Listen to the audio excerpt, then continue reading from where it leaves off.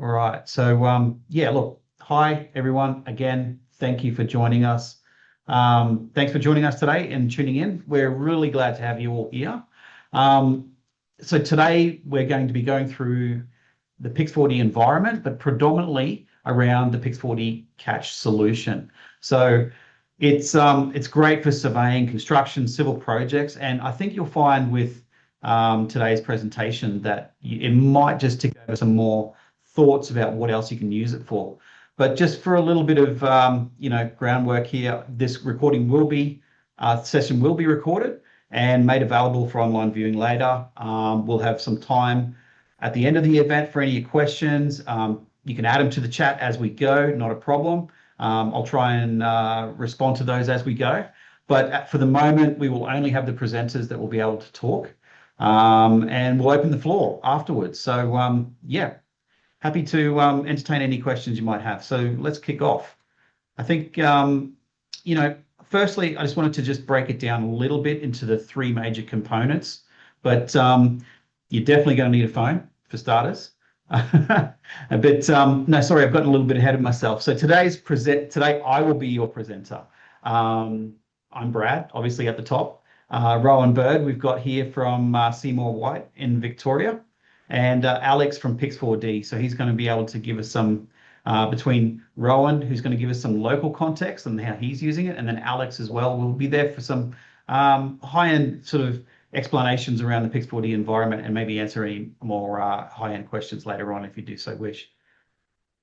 So yes, so as I was mentioning, I just wanted to explain the solution. So you're definitely going to need the software package here, which I'm showing you, which is PIX4Dcatch and PIX4D Cloud.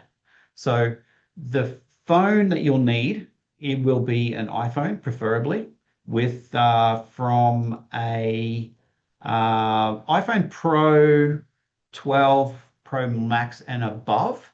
So between the catch solution, having cloud, which will do the cloud processing for you, and having your iPhone Pro, I think I've found that as the phones are developing, the LiDAR is getting a little bit better.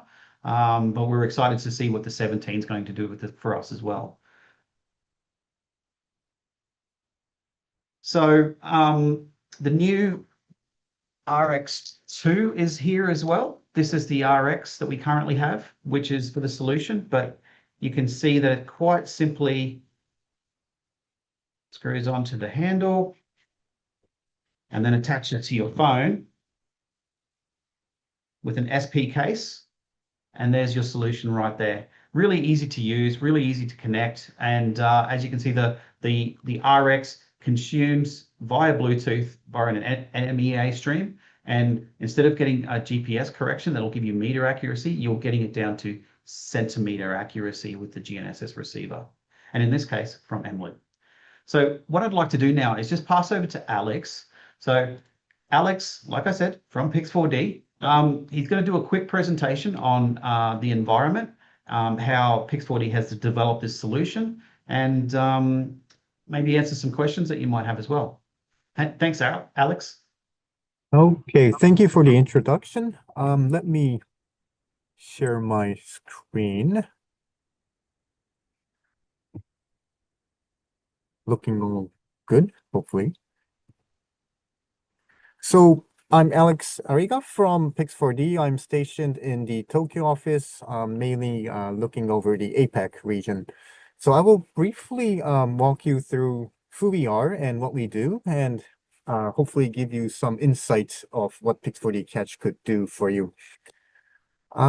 Brief overview of who we are.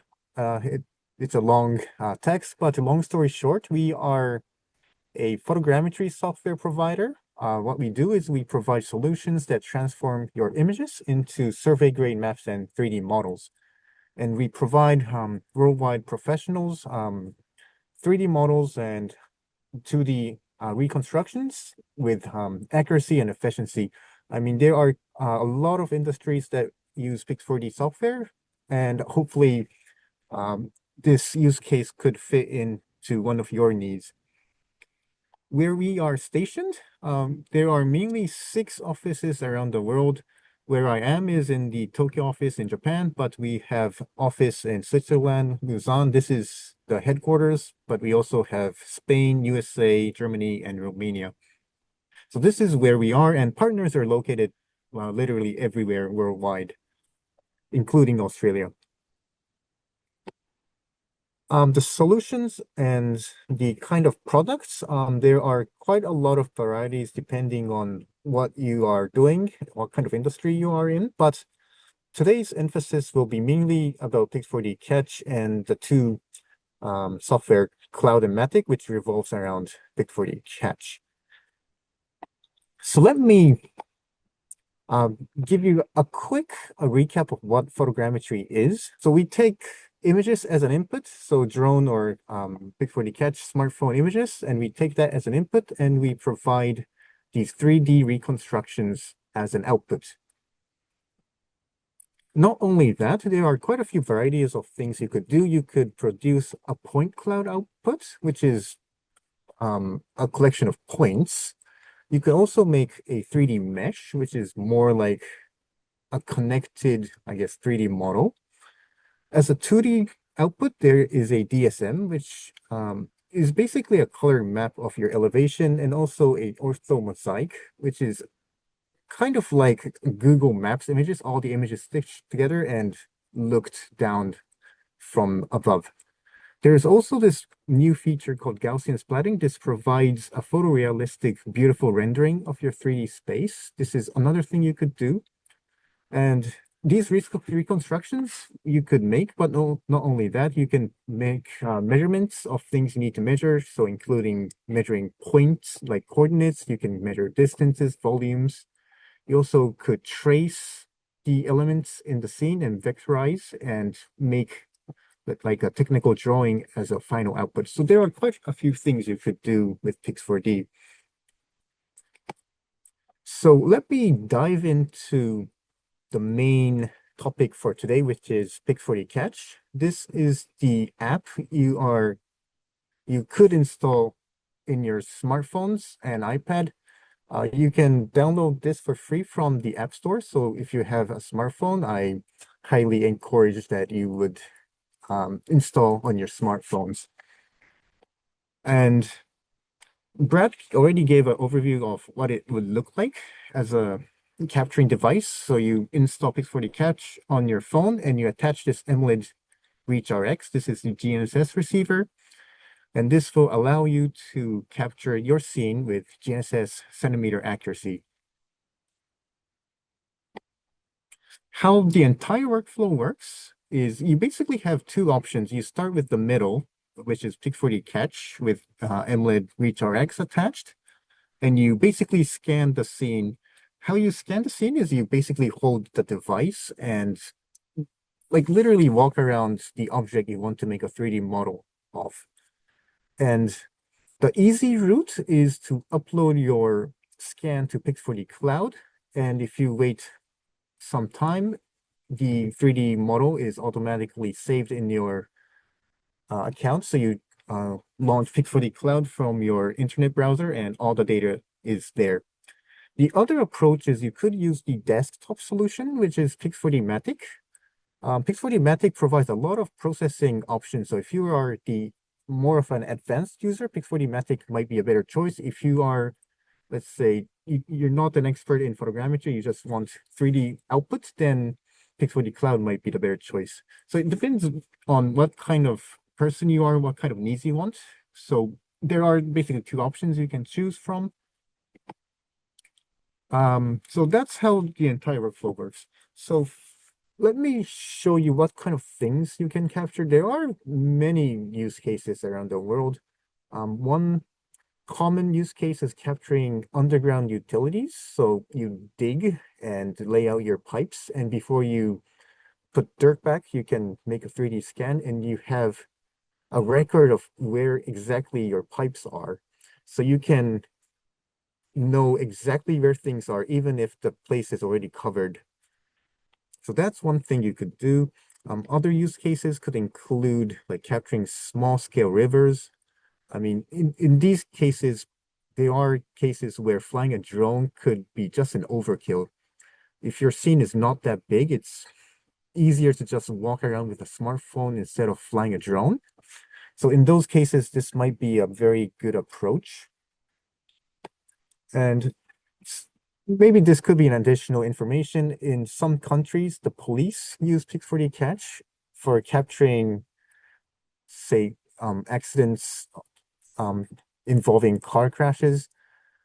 These data could provide evidence for court cases. So it would be quite an efficient way to capture the scene without blocking the road for a very long time. So this is also another use case, common use case around the world.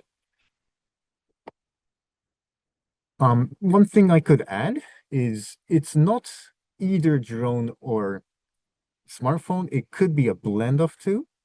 Nice thing about drone is you can capture very large area with just one flight, and you can make a point cloud very large area, but there are cases where things just cannot be seen from the sky. So one example is this location under the bridge. So what this user did was this person flew the drone and captured several hundreds of square meters of area with drone and walked around some select locations that couldn't be seen from the sky and just combine the two. And since the drone and the smartphone data, they both have RTK, there's almost like no effort to combine the two. You just basically drag and drop the 2 point clouds and they magically fit and align together. So you can see that on the right, the area under the bridge is captured by drone, and it's almost seamless. This scene, just a, I guess, additional slide. This is the three, I guess, variations on their own. So on the top left is drone only. On the top right is smartphone only. And the bottom is two combined. So this is another use case. It's not either one you need to choose. You could use both, and many people choose to take this route. So that's a bit of a use case. One interesting new feature that's available on PIX4Dcatch is the Gaussian splatting. So what Gaussian splatting is it's a bit different from point cloud, and it's also different from a mesh, but it's very good at making this photorealistic, beautiful 3D rendering of 3D space. So you can even see these tiny individual wiring and cables. I think this would be quite difficult to capture with the ordinary point cloud, but with Gaussian splatting enabled, you can make this really highly realistic 3D scans. And the interesting thing about Gaussian splatting is it's just not about Gaussian splatting. It also affects the point cloud quality. One use case where Gaussian splatting is really effective is capturing the steel reinforcements inside concrete. So with Gaussian splatting enabled, the final point cloud comes out to be much cleaner. It has very little noise. So anytime you have these small, let's say, like fine detailed structures and you want a point cloud, using Gaussian splatting might be a good option, even if you want a point cloud. So this is an interesting thing you could do using PIX4Dcatch and Gaussian splatting. So that's almost it for the 3D capturing side. One thing I could add, another feature PIX4Dcatch has is AR. With AR, there are mainly two things you could do. One is you can display any bin models, so 3D content in IFC format or 2D content in DXF format. You can display this on the screen. So if you are at the place, you can look at your phone at the place, in the right place. You can see what the scene will look like in the future, even if no construction has begun yet. Another thing you could do is you can display a point cloud that you have taken in the past. So you can see one example, this underground utility, this place is already covered with asphalt, but you can see through the iPhone screen what it looked like in the past. So if you have, let's say, underground pipes, you can look at your phone and you know exactly where things are. So this is a few things you could do with the AR feature. And what AR features could do, not just AR features, there are other things that you could do on site, but they are like volume measuring tools and inside PIX4Dcatch. But by using these AR features and also scanning the site very easily with the phone, it allows users to make decisions on site, and it would make decision making really fast. You don't have to go back to your office to talk about your data. You can be on site, look at the data, exactly what it looks like. You can share your data across several users using the cloud data share features. So any decision making would be really accelerated using cloud and the catch combination. So that's very quick overview of catch and cloud. Few things that I could add. Pix4D Cloud will launch a server in Australia in January 2026. So starting next year, data upload should be much faster for Australian and New Zealand users. And since the data will live in server that's located in within Australia, any companies that have stricter security compliance, it might be an opportunity. It might be a new opportunity by using the cloud once the server is available in Australia. Another thing to add is we are ISO certified. So another thing to add, our security standards are up to world level. So I think that would be a nice information to add as well. So that's very fast I guess explanation of who we are and what we do. Thank you for your attention, and I will pass on my presentation. Unmute. There we go. Thanks. There you go.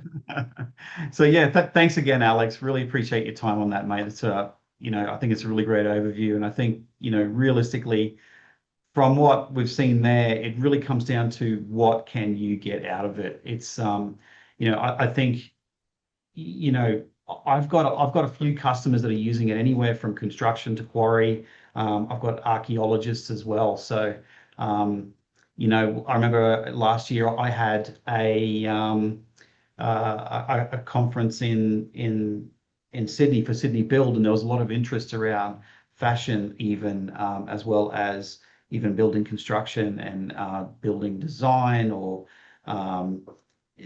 it really comes down to how far you think you can push the product, I think. So, again, thanks, Alex. But yeah, I'll move on to the next slides on the presentation.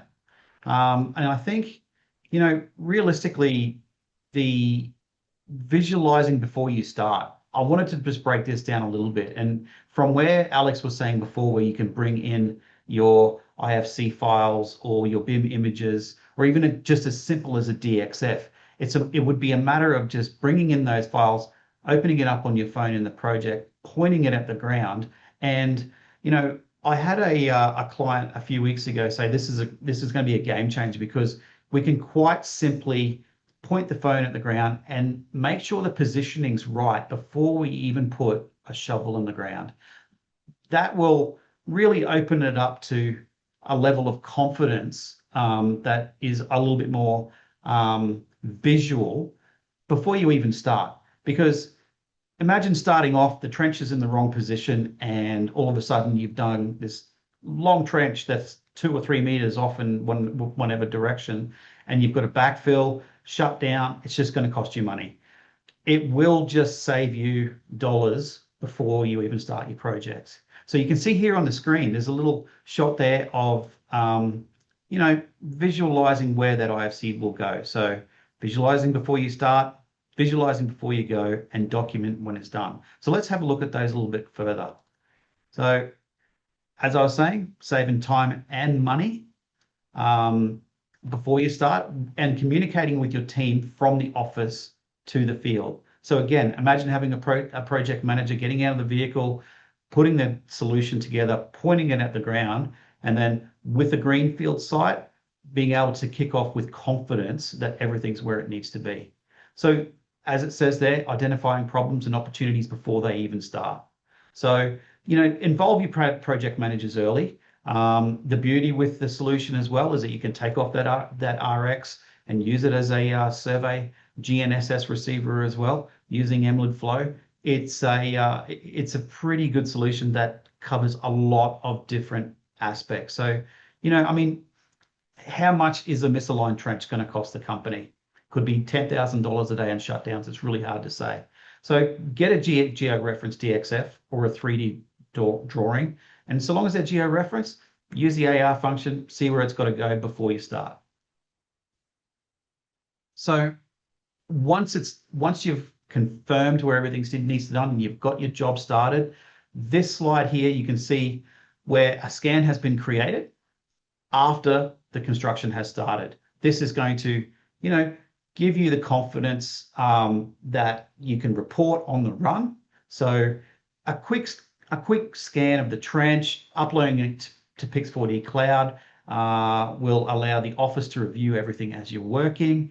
And in the office, they can overlay the BIM images of the pipes and the lines and the structures where things are going to go before you get too far along.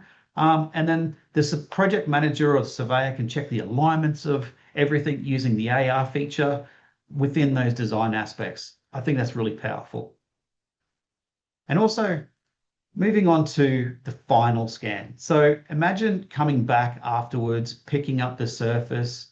You can see here on the screen, there's this is actually a scan that I did myself, actually, just down the road from our office here. But you can see there's a comparison model there. So collecting the surface afterwards, being able to have that comparison model gives you the alignment. And it's a permanent 3D record for all future planning, maintenance, and modifications, combining all of those DXF, the 3D images, the BIMs. It's like I was saying before, the customer feedback has been that it's a real game changer. We can see the problems before they even start. So having all of those little files that I can imagine a lot of you are already used to having in a GeoReference 2D solution or even 3D BIM images, it's going to be a real game changer with the AR function for you. So I'd like to introduce you now to Rowan from Seymour Whyte. Rowan's been using this solution for, I don't know, I think Rowan can confirm, probably about a year now, I think. And he had a really good, did I go too far there? He had a really good term here, which I think is really powerful. So everyone's dream is a fluent, office to field, back to office solution where all stakeholders access the same data in real time. And I think that's very powerful because, too often there's time in between that's lost for as-cons, as-builds, proof of, where everything's going to be. And this is really a matter of capture, upload, download, inspect, tick off, and move along. So let's hear it from the horse's mouth. I'm going to switch over to Rowan. Thanks, Rowan. Yeah, my name's Rowan. I'm the survey manager here at the Clyde Road upgrade project. I'll just share my screen now with you. Oh. All right, can you see that one there, Brad? Just checking. We got the Prezzo up. Yeah, I work for Seymour Whyte, and we are currently building a road upgrade in the southeast suburbs of Melbourne in Victoria, Australia, if you're overseas. And our project's for the state government, Victorian state government's big build projects, where we're widening Clyde Road through the suburb of Berwick, and adding additional lanes and capacity to the existing road. We're also upgrading the pedestrian and cycling paths in the area to increase safety, and also widening the bridge for Clyde Road over the Princess Freeway. So that's a little bit about the job. So on our project, we're always wanting to trial new innovations, and we've used a few of these scanners, phone consumer grade scanners, the PIX4Dcatch equivalents, and we came across this specific product, I guess, through talking to Brad at Mangoesmapping, and yeah, we sort of had in our research, we sort of had a bit of a brief that you can see on the screen here now, and a bit of a wish list as to what we wanted from a platform. So there's things like what Brad sort of started with there. It talks about the single platform to scan, store, and view our scans in an augmented reality view. We also wanted hardware that wasn't locked to a platform. There's a lot of products out there, proprietary survey products, that are locked to working only amongst themselves, and as soon as you want to step outside that ecosystem, you're either paying a bit more money or just having to retire that piece of equipment. We also wanted the ability to scan and visualize data on our project datum. So you'll probably see there's plenty of iOS apps out there. Polycam is one of them that will scan, do a comparable job for a small object. However, it's not on our particular datum. So to improve our workflows, we wanted something that would be on our datum. We also wanted to give this to non-surveyors, I guess, and non-spatial professionals. So we wanted a simple UI that we could hand to engineers or to supervisors in the field and have them sort of take it and run with it as well. Obviously, yeah, we wanted to be able to overlay data back in the field on the same device. And we needed a decent web UI to be able to manage our survey data sets. And when we're back in the office, in the comfort of your desk and your chair, obviously do all those sorts of takeoffs that you would be doing, like performing measurements for distances, areas, volumetric quantities even as well. We also wanted to be able to view our design data against any scans that were done. As Alex and Brad sort of mentioned, we want to be able to check that the information we've got coincides with the designs and everything's in the same spot. We also wanted, as a surveyor, wanted to be able to export out these data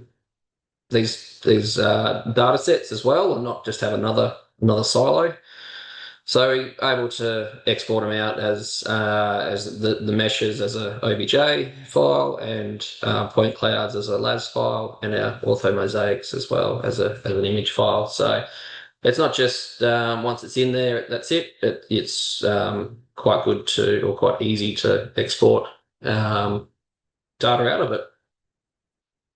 So as I said, we came up with, we decided we'd go along with the PIX4Dcatch solution. So it fit our brief, and obviously we're able to scan our immediate environment, small scale scenes, and we could overlay existing scans that we've done with the device in augmented reality, and overlay our data sets as well. So for our job, we've got a bridge model, we've got road models, subsurface drainage models, lots of long linear data sets that, that we can visualize out in the field. So I was just going to roll through a few scenarios that we're using it for. There's a bit of overlap with Alex's slideshow there in terms of some of the use cases. So the main one we found to be quite good for us in the civil contracting world, especially for roads, is surveying underground drainage pits.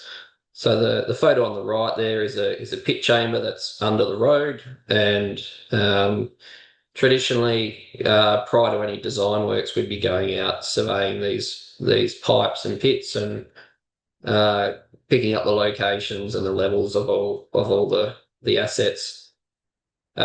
Typically, it's a bit of a bit of a hard one to survey. They're quite awkward. They're underground.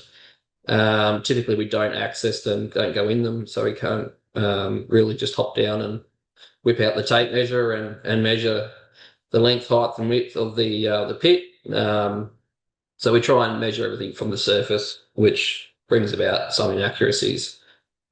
So with the catch, basically we have the PIX4Dcatch, and we'll sort of circle the pit, and then we'll just invert the whole thing straight down the pit shaft with the GNSS receiver still attached. And the few pits we've tried this on, we've had pretty good success rate at getting good, clean data sets out. Obviously, with the LiDAR, if there's any water in the bottom of the pit, you tend to just get a bit of a gaping hole, but generally you can get enough information to discern the base of the pipe.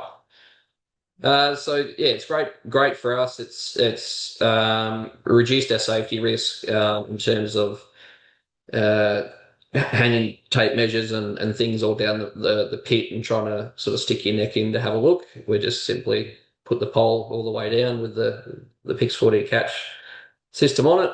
And it's also a lot quicker as well. So typically, it might take you 20 minutes to sort of survey a pit. And at the moment, because we've got the GNSS receiver, RTK grade corrections on it, we don't really even have to put any photo targets out. We're just doing a scan around and then moving on to the next pit.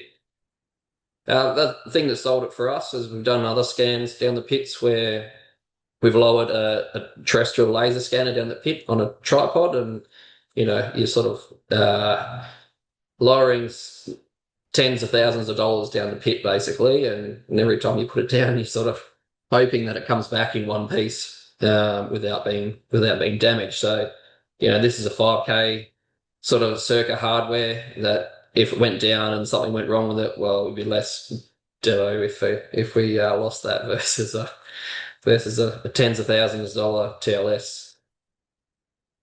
So that was the field sort of workflow. And then once we come back to the office, even in the field, we've uploaded our scan data to PIX4D Cloud via the mobile network.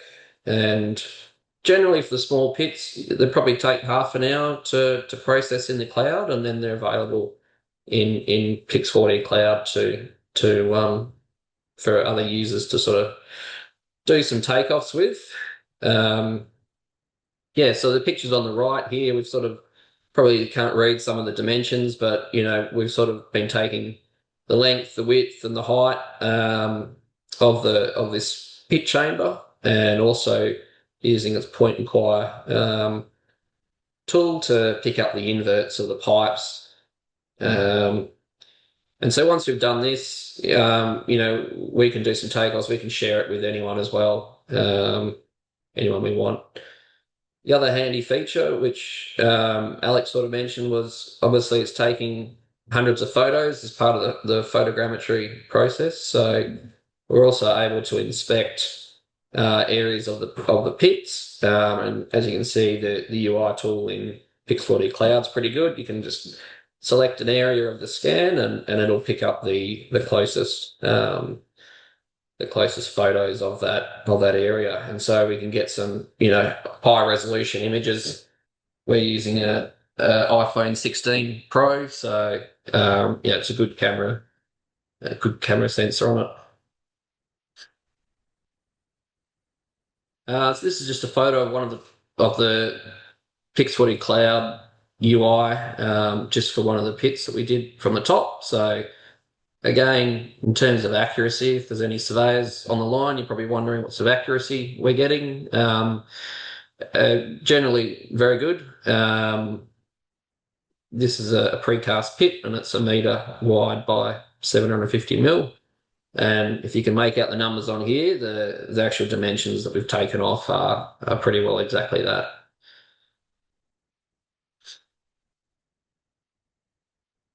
Again, just another screenshot. We've managed to get the phone to look sort of up the pipe. Typically, we're sort of getting about a 5 metre range, 3 to 5 metre range from the LiDAR sensor on the phone to pick up, which for us is enough information. We don't need to see too far up. Do you need any extra light in that pit there, Rowan? Or No, is that it's actually it's probably another handy thing to mention, Brad, is we don't supplement the light at all. We were originally doing these pit inspections for structural sort of dilapidation surveys prior to our works, and we were using an Insta360 X4, I think it was, and we had to use a little light rig that we made for it. However, I guess the sensors on the iPhone are good for low light. In between that and the LiDAR, yeah, this is just natural light coming through from the top of the pit chamber. So it handles low light situations really well, which is good. awesome? Thanks. So as I said, once we've done our takeoffs and yeah, we've sort of got all the information in a single place. We want to be able to take that data out and use it in our CAD programs. So with the PIX4D Cloud exporting out some pretty universal formats, generally most of your newer CAD programs should be able to handle the mesh formats and or the colorized mesh and a colorized point cloud. So this was just a video of me. This was another pit that we've done as a bit of an as-built from the outside, just indicating some of the excavations that we've done. And then I'm just going in to this survey data set, and we can export out the orthomosaic, the point cloud, and the mesh files as well. So yeah, it's pretty handy just to be able to export those out and import them straight into CAD. And then this one's all the every image that was taken for that data set. It's part of the photogrammetry data set that it uses. And again, you've got the full res images there from the phone. That's quite handy if you think of it as a tool, not just for surveying and scanning, but as an inspection tool. There's 650 images here. One of them's bound to capture what you want to see.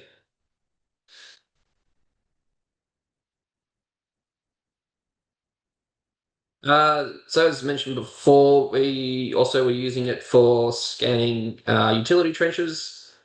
I guess from a survey perspective, typically when we survey traditionally an asset, we're sort of recording the asset at regular intervals with a GPS or a total station of some survey instrument. And we're only capturing a very small amount of information really that is in that scene. You might record the height and the horizontal position at 2 or 3 meter intervals, and maybe some metadata attributes about the diameter of a conduit or a pipe, and other things like that. So scanning it, on the other hand, it's much quicker. We'd still have to do a takeoff in the office, but at least we're doing it in the office. But we're also capturing a lot of context about that trench as well. So, is the bedding okay? Is there any bedding at all? Is it a direct buried cable? like this electrical cable here was direct buried, and then there's some existing electrical conduits on the side. Lots of other information about the trench that is just basically lost unless someone takes a photo or something like that. At least we've taken, hundreds of photos. This is just another little snippet of video of that same trench, just, sort of flying around, I guess. Just to show you, I guess, the mesh in action and sort of the resolution we're getting of the details on the actual cable itself. And were you able to just capture that from the side of the pit, or did you have to get into the pit there, Rowan?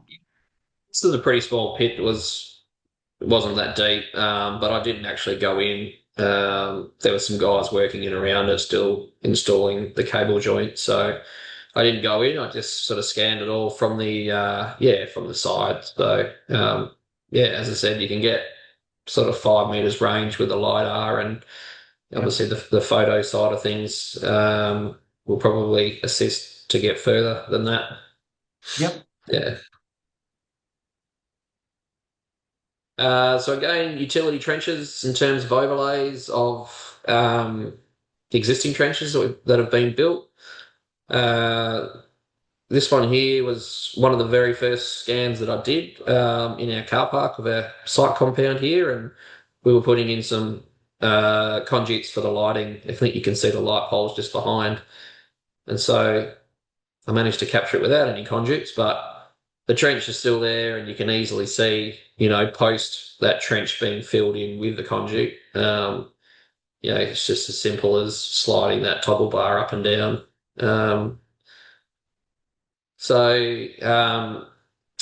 Obviously giving this information to the operators, say they were coming back later to dig past that conduit, we can show them with high accuracy, and a lot of context to where they're working that, hey, here's this big electrical cable in the ground, or here's a big gas main.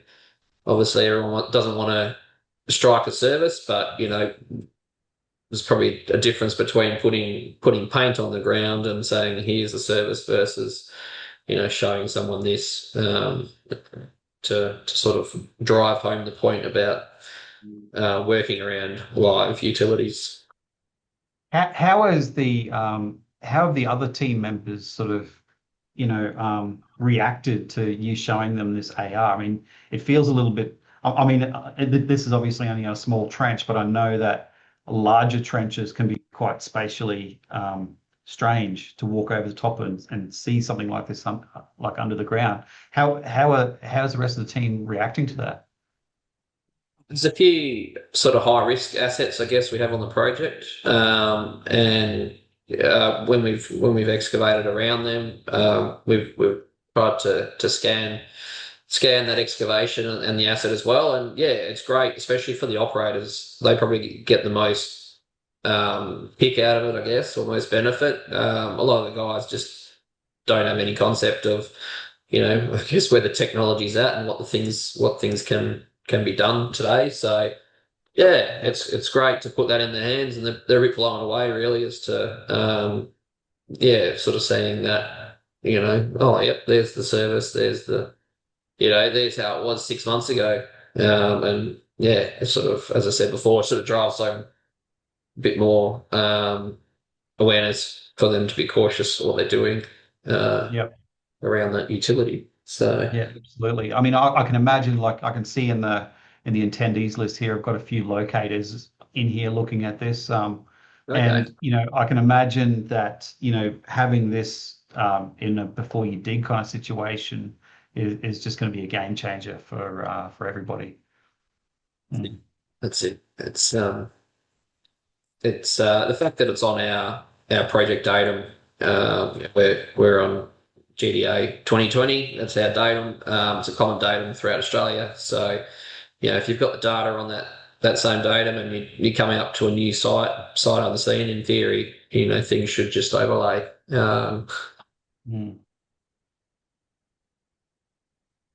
That's awesome. So, as I sort of mentioned before, there's a few, other use cases that I sort of see could be good for construction, especially, and that's a lot of utility owners can do more to capture their data, or capture their utility, sorry, and obviously in the services that we're installing as well. We can capture a lot more context as to where that utility sits and what condition it was in when it was backfilled. So it'd be great, to sort of have that. And if there was someone else, struck the service or, post our completion of this project, found the service to be not correct or installed correctly to whatever standards, we've got a lot more information to come back on and sort of say, well, here's how it looked when we finished with it. So we can also check things like depths of services from the ground levels as well, just visualize the bedding and that sort of thing in the trench too. So again, a lot more information than a surveyor would ever traditionally pick up in any situation, and it's all done in a few minutes. So. As Alex sort of mentioned earlier, in terms of the scanning of structural pores sort of prior to pouring, typically surveyors would come through and do a sort of pre-pour inspection on a structure to be poured. We might check the formwork and maybe check how far the steel is below the concrete level on top. Quite rudimental checks, but again, using the PIX4Dcatch to scan that scene, adds vast amounts of context to it in terms of, other checks that can be proven post, concrete being poured. So we could, verify things like steel spacing, how much overlap the bar has, or whether the right diameter of the bar was used. There's obviously other QA checks that would be in place, but this is a picture paints 1,000 words basically. So, and we can also measure the picture too. So, this is the pier for the bridge widening that we're doing here at Clyde Road, and it's, I don't know if those of you who live in Melbourne who may have driven past, but we're in quite a big cutting down, so the access to the sky for GPS is quite limited, and also we've got the bridge there as well. So we're cutting out a lot of satellites.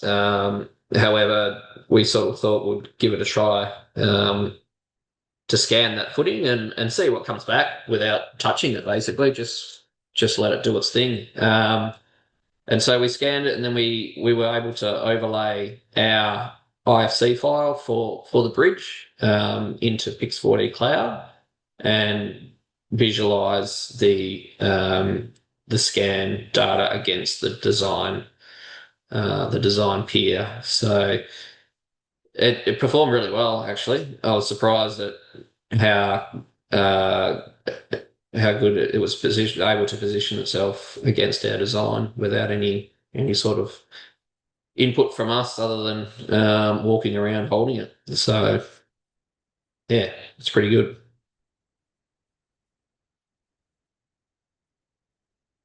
Again, just sort of talking about that inspection tool in PIX4D Cloud. This was the point cloud that we were obtained from it. It's pretty clean on top, and has a bit of the mesh down the bottom. But the good thing about it is we've got hundreds of photos now, sort of documenting that pour. So. And again, we've got, as you can see on the right there, we've got quite good resolution of the information. So, typically an engineer might go around and take 4 or 5 photos and add that to the QA documents, whereas we've got hundreds of photos. So, That's more food for proving any issues, any potential issues in the future, really. So where do you see the biggest value in these digital assets here, Rowan? I mean, I understand like having 4 photos versus hundreds. Um, I guess for you and the team, it gives you something to fall back on, having so many more, proof of reporting here and the ASCONs and whatever it is. I mean, do you see a lot of the other team accessing the finer details in the photos in these? I think it's one of those, things to fall back on probably. The good thing about PIX4D Cloud is we can export out that complete data set with all the photos, all the point cloud into a zip file, and so we can archive that locally if we want and store it. So it's not just living in the cloud platform. We can export it and back it up locally. So Yeah. I see in this specific scenario, it's a bit of a mitigation tool, really.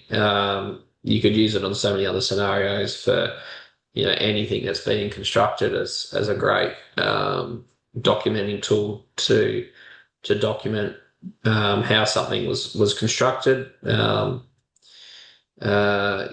just in road construction, I guess, or concreting. Yeah. So I think Yeah. the real value probably maybe not right in the immediate time, but it's a great archive tool to really add additional context to different points in time to the project. It wasn't just here it was before and here it is after. It's here it is during as well. So Sure. Sure. um, yeah. Awesome. So just finally as well, one of the other selling points we're looking for in that brief was to overlay our existing utility model and our as-built utility model. So, sort of going back to how we're talking about quite rudimental, forms of data that we sort of live with. We've got these points here that would have been surveyed, for an electrical conduit. We would pick up the top of the conduit and say it's 300 mil in diameter or 100 mil in diameter, whatever it is. So obviously that data is on various different platforms for us. We use a few different GIS platforms that people can view in the office. It might be 3D, it might be 2D. They might be able to pan around and sort of see where the design, matches or is going to clash with one of these utilities. And then we can take it out to the field and have a 2D plan of where we're standing to sort of show as well, which is all great. But I think something like this takes it to, another level in terms of the augmented reality aspect of it in terms of situational awareness for everyone in the field. Again, they can sort of see paint marks on the ground or pegs or places where we've excavated to assess or locate that asset before, but now we can just view it on a screen and walk around in real time and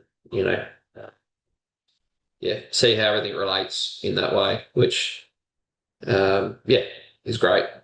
And again, just putting it in the hands of the people who need it, supervisors and engineers, they can go through it and plan their works with more confidence in that they can see where things relate to the real world. And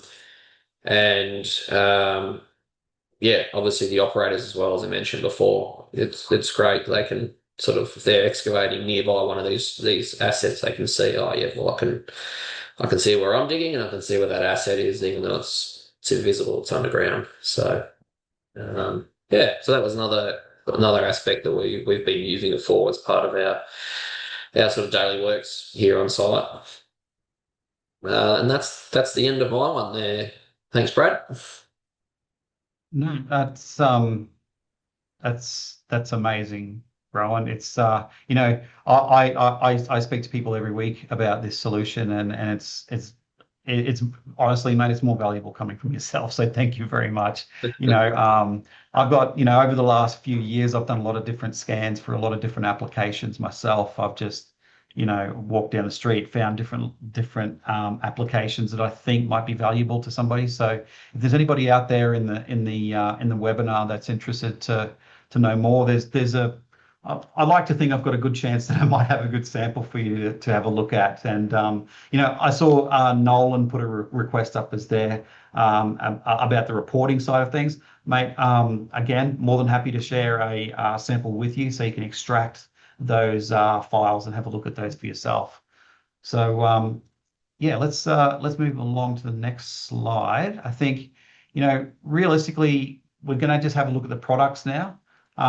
So within this is a really good starting pack, I feel. So for $7,019, what you're actually getting there is the receiver, the handle, a nice little kit, a year worth of PIX4D Cloud Advanced with 500 processing credits. You can even have the online course there as well that's going to help you navigate that environment. But I think, there's a lot of questions around then the credits and how that works. And again, I do have a link available for a cloud calculator. PIX4D is really, really great that I've found with their back-end support and being able to be transparent with workflows, instructions, and things like that. So, the calculator, I won't show that to you right now, but I'm happy to share the link if anybody wants to reach out, I can get that to you. And it'll make it a little bit easier for you to understand how much those credits will be in the situation. So with the limitations to catch and cloud in a project is 2,000 images. That's right, isn't it, Alex? Yeah, 2,000 images for the process. So I think that's where Matic comes then into play. So Matic is the desktop software package where you can have bigger projects. I have had some clients that have had larger projects than 2,000 files, but they quite simply will split that file up in or the project into different packages and then align them later within the software. So there's a lot of different ways you can skin that cat. So let's all right, I think we might just wrap that up, guys. Thanks again for coming along. I think we've gone through a few different levels there, but again, look, I'm here to help. If anybody has any more in-depth questions, feel free to reach out. I've got your details there. I'll send you guys an email, and if you need me, then I'll be available. So thanks again, and I'll see you next time.